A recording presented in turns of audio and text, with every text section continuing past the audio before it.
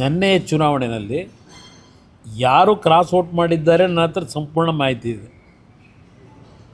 ಸಂಪೂರ್ಣವಾದ ಮಾಹಿತಿ ಇಟ್ಕೊಂಡಿದ್ದೇನೆ. ಅದರಿಂದ ನಾನೇನು ವಿಚಲಿತನಾಗಿಲ್ಲ.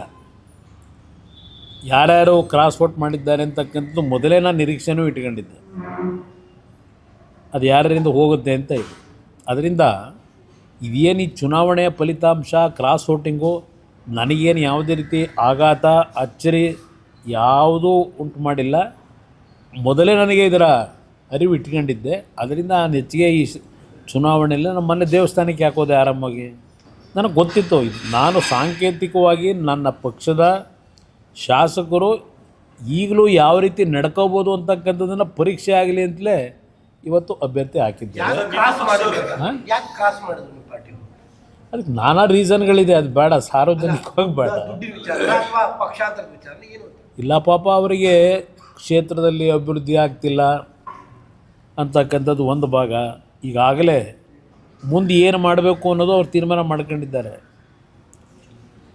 ಯಾವ್ಯಾವಾಗ ಯಾರ್ಯಾರ ಹತ್ರ ಏನೇನು ಮಾತಾಡಿದ್ದಾರೆ, ಏನೇನು ವ್ಯವಹಾರಗಳು ನಡೆದಿದೆ ಅದೆಲ್ಲ ನನಗೆ ಗೊತ್ತಿರೋ ವಿಷಯ.